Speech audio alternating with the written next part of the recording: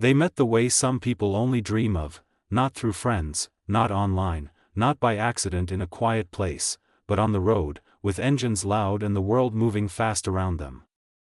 She was riding alone that morning, helmet down, music low, thoughts scattered somewhere between freedom and focus. The road was long, open, familiar enough to feel safe but wild enough to stay interesting. Riding was her reset. No conversations. No expectations. Just movement and control. He noticed her at a red light outside the city. Same kind of bike. Same steady posture. She didn't look at him at first, eyes forward, completely present.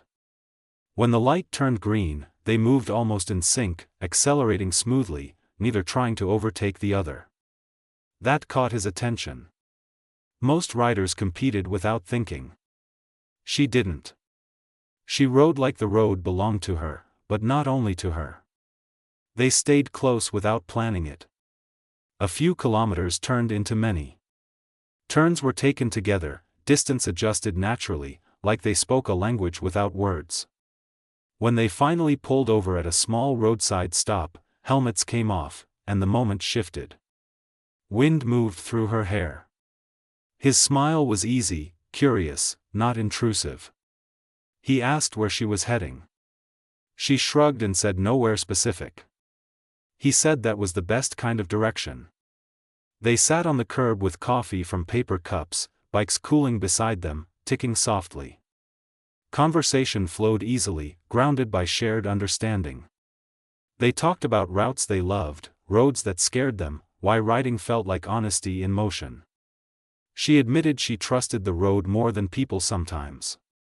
He said the road had taught him patience the hard way. There was no rush to impress. The connection felt earned, built through shared pace rather than forced conversation. They rode together again that day, choosing a longer route just because it felt right. Sometimes she led. Sometimes he did. They stopped when they wanted, talked when they felt like it, stayed silent when silence felt better. Riding together didn't make things louder. It made them clearer. By the time the sun dropped lower, the idea of parting felt heavier than expected. Before separating, they exchanged numbers without ceremony. No promises. No expectations. Just an understanding that this wasn't a one-time ride. And it wasn't. They met again, and again, and again, sometimes riding far, sometimes just circling familiar roads. Over time, the connection deepened not because they chased it, but because they kept choosing the same direction. They learned each other's rhythms on the road first. When to push.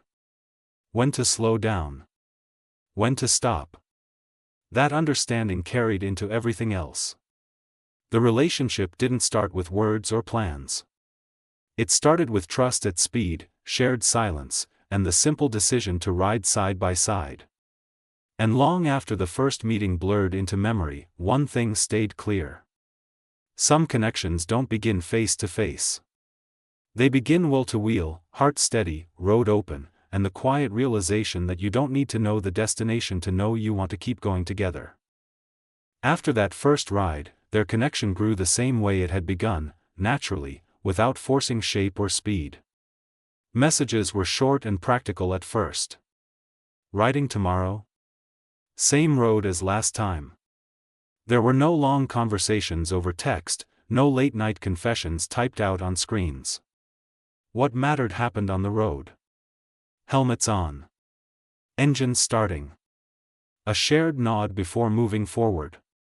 They began planning routes together, learning each other's riding habits in deeper ways. She preferred early mornings, when the roads were empty and the air felt sharp and honest. He liked late afternoons, chasing the last light before sunset. Sometimes they compromised. Sometimes one adjusted without saying anything. Riding together taught them attentiveness, not control, not dominance, but awareness. Of distance. Of timing. Of trust. On longer rides, they stopped more often. Small towns. Empty gas stations. Cafes that smelled like oil and coffee. Helmets came off slower now, smiles easier.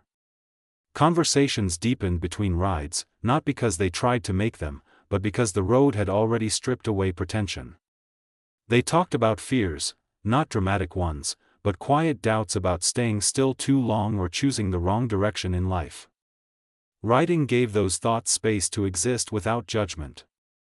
There were moments of tension too. A missed signal. A turn taken too fast. A stop that came later than expected. Each time, they pulled over, checked in, recalibrated. No blame. Just communication. The road demanded it. That lesson carried into everything else. When disagreements surfaced off the bike, they handled them the same way: pause, assess, adjust, continue. Eventually, riding together wasn't just something they did. It became how they understood each other. They trusted each other at speed, in silence, under pressure. They learned when to ride close and when to give space. When to lead and when to follow. Love didn't arrive suddenly. It unfolded mile by mile, built from shared routes and unspoken understanding. One evening, parked at the edge of a long overlook, engines quiet, wind moving gently around them, she said something simple. That riding with him made the road feel less lonely without making it smaller. He nodded, knowing exactly what she meant. Some people don't take away your freedom when they join you. They expand it. Their story didn't need dramatic beginnings or perfect endings. It was written in kilometers, in fuel stops, in trust built between turns. And every time they rode out together, they knew the same thing: the road hadn't just introduced them. It had taught them how to stay side by side.